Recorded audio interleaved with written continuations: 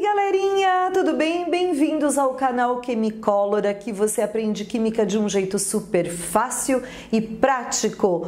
Hoje nós temos um convidado muito especial, um professor de física que vai nos ajudar a relacionar as duas disciplinas. Por favor, professor. Fala, meninos e meninas, eu sou o professor Beto e é um prazer estar aqui no canal da professora Vânia. Sim, esse professor tem um canal no YouTube que se chama Física com Betão. Vou deixar o link para vocês conhecerem esse canal e se inscreverem, tá bom? Gente, hoje a gente vai aprender o estudo dos gases, é o comecinho, depois nós vamos ter a continuação dessa aula, beleza? Bora começar?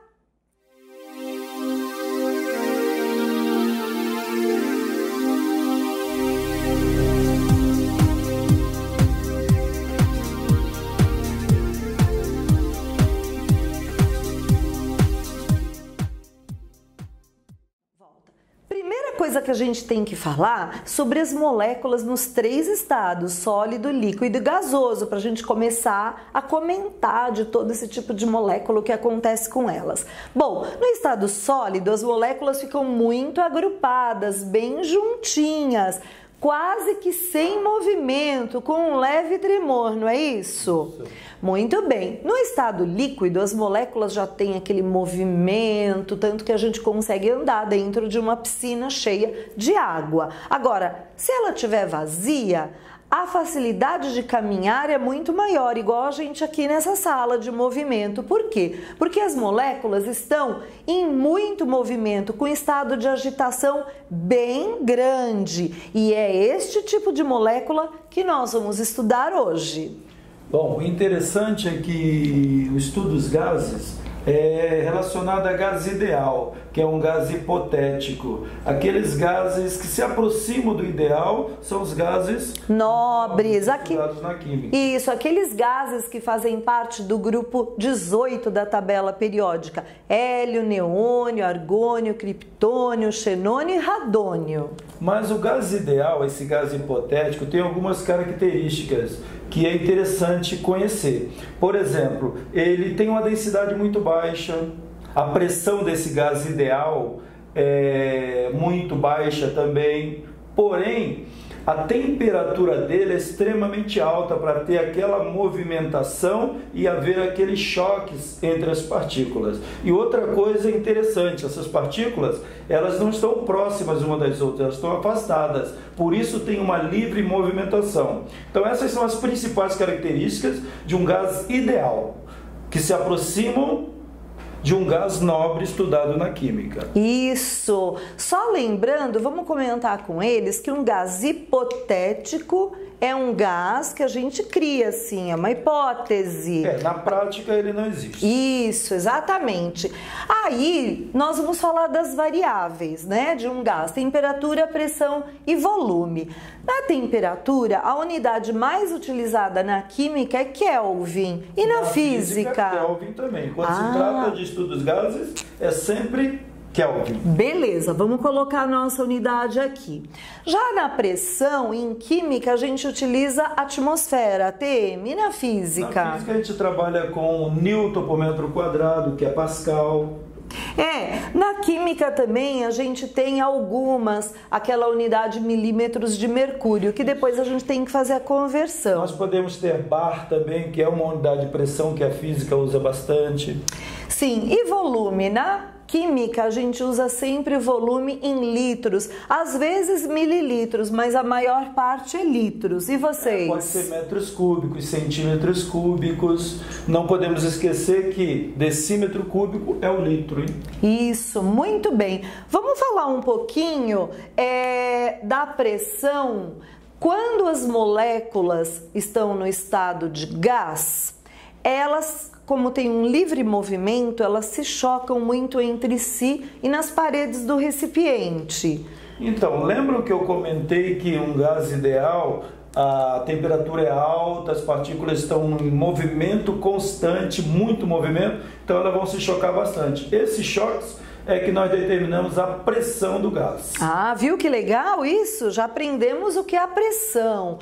Nós sabemos que um gás, seja ideal, perfeito ou qualquer gás, ele não tem o volume próprio. O volume do gás é aquele volume do recipiente onde ele está contido. Isso aqui é importante. O líquido também, né? A gente coloca ele num copo, ele ocupa aquele volume. A gente coloca numa jarrinha toda bonitinha, ele ocupa aquele volume e aquele formato, né? Ele vai ocupar todo o recipiente. Sim. E as transformações gasosas? Então vamos analisar. Nós podemos aquecer uma molécula de gás. Nesse aquecimento, ela começa a vibrar intensamente. Então, aumento de temperatura e aumento de movimentação. Elas vão se chocar entre si e vão ocupar um determinado volume. Então, nós falamos o seguinte, que qualquer gás possui 3 variáveis: temperatura, pressão e volume. Quando pelo menos uma dessas variáveis sofre uma modificação, nós falamos que o gás sofreu uma transformação. E são 3 as transformações, na realidade são 4. Nós vamos falar em 3 aqui, né, professor? Sim, porque a quarta seria diabática, que na química a gente não fala muito, perfeito, né? A primeira, professor, isobárica, seria quando a pressão é constante. Sim, nós entendemos que iso é igual, bárica é pressão, então pressão igual. Então, pressão nós temos a pressão constante. Opa! Bom, importante, a pressão ela não vai variar, mas nós sabemos que se a pressão se mantém constante, mas o volume pode variar, se você aumentar a temperatura de um gás, normalmente o que vai acontecer? Ele vai se chocar com a parede do recipiente onde ele está contido. Se esta parede for uma parede maleável, este volume também tende a aumentar. Sim. Então, aumentando a temperatura de uma massa de gás, o volume tende a aumentar também. E se você diminuir, é claro que o volume vai diminuir também. O mais importante aqui é que a temperatura dada em Kelvin. Kelvin é chamada de temperatura absoluta, escala absoluta. E o zero absoluto ninguém atingiu até hoje. Por isso que, quando você fizer um gráfico do volume em função da temperatura, aqui você põe tracejado. E a partir daqui você põe uma reta cheia. Aí, ó. Então tá vendo que aumentou a temperatura, o volume aumenta na mesma proporção. Então o gráfico é uma reta partindo da origem. Nós podemos escrever assim, ó, que o volume é uma grandeza física diretamente proporcional à temperatura. Ah, sim. Então, por causa disso, porque ainda não se chegou ao zero absoluto, que as moléculas no estado sólido não ficam totalmente paradas, elas têm um leve tremor. Perfeito. Por exemplo, você analisa uma parede de concreto. A princípio, parece que a parede está, as moléculas que compõem a parede estão em repouso, mas na realidade existe um movimento. O movimento é baixo, mas existe, porque a parede está numa temperatura diferente do zero absoluto. E a isocórica? Bom, como eu falei, a iso é igual, córica é volume, mas aqui também fica fácil de você analisar, porque essa transformação é chamada também de isovolumétrica. Sim, então aqui nós temos o volume constante. Muito bem. Então você analisa, o volume não vai mudar, então está um recipiente onde o volume não muda. Se você aumenta a temperatura desse gás, você aumenta a vibração, então o choque entre as partículas vai aumentar? Sim. Consequentemente, aumentou a temperatura, vai aumentar a pressão. Como nós comentamos aqui, que não existe o zero absoluto por enquanto, nós tracejamos aqui, daqui, reta cheia. Então, nós podemos falar que pressão é diretamente proporcional à temperatura. Esse símbolo aqui, ó, é chamado de símbolo de proporcionalidade. Aumentou um, aumenta o outro. Diminui um, diminui o outro. Sim, e a transformação isotérmica? Então, iso é igual, térmica, a temperatura, então aqui a temperatura... Temperatura constante. Ah, legal é assim, se o exercício der um gráfico para vocês e ele estiver relacionando pressão e temperatura, com certeza o volume é constante, né? Sim, se for uma reta, o volume é constante. Sim, aqui mesma coisa. Ok. Então aqui, ó, iso é igual, térmica, temperatura é constante, então vamos analisar. Se você mantiver uma temperatura constante e você aumentar o volume desse recipiente, as partículas vão se chocar mais devagar. Vai ser mais lento. Tanto choque, logo a pressão vai diminuir. Entendi. Então, aumentando o volume, a pressão tende a diminuir. E nós sabemos que duas grandezas inversamente proporcionais, na matemática, é representado por uma hipérbole. Então, aqui nós temos a hipérbole, é isso daqui, ó. Só que na física e na química, essa isoterma, essa curva aqui, ó, é chamada de isoterma. Esta curva recebe o nome de isoterma. Então eu posso fazer assim, ó. Se eu tenho, por exemplo, um volume, esse aqui, aí eu vou, nossa, ficou reto, né? Olha, encontro a pressão aqui.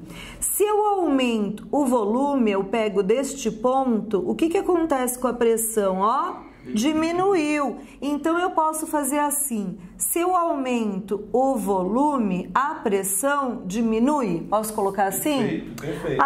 Então na isocórica também a gente pode fazer isso, ó. Eu tenho uma dada pressão e temperatura. Se eu aumento a pressão, o que acontece aqui? Aumenta. Se eu aumento a temperatura, aumenta a pressão. Então eu posso colocar assim. Isso. Só botar aqui a temperatura aqui, ó. Opa, temperatura. Então eu posso fazer assim. Beleza. Aqui, a mesma coisa em relação à isocórica, né? Eu tenho um determinado volume e temperatura.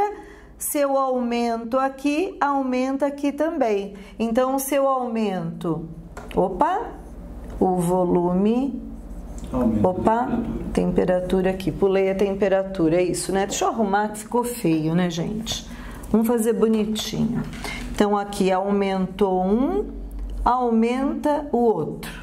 É isso. É claro que é válido também, se diminuir um, diminui o outro. Sim, sim. Coisa. Então, só para ficar igual, ó, volume diretamente proporcional à temperatura, pressão diretamente proporcional à temperatura. Aqui eu vou pôr o seguinte, ó, que a pressão é uma grandeza inversamente proporcional ao volume. Ó, aumenta o volume, diminui a temperatura. Então, nós temos essas três situações aqui, ó, que são importantes, que mais para frente nós vamos trabalhar com elas.